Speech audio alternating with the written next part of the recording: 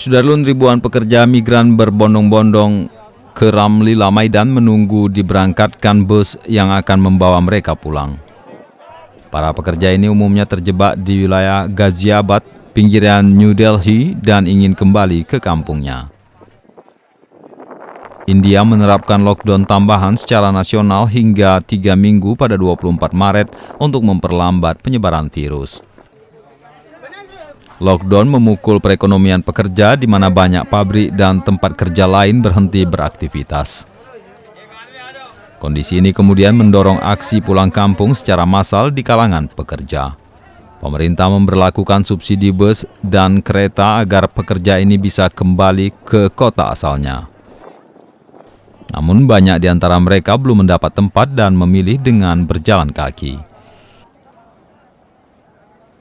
Ironisnya, lebih dari 35 pekerja dilaporkan kehilangan nyawa, mulai dari akibat tidak sengaja tertabrak mobil, kelaparan, hingga kelelahan.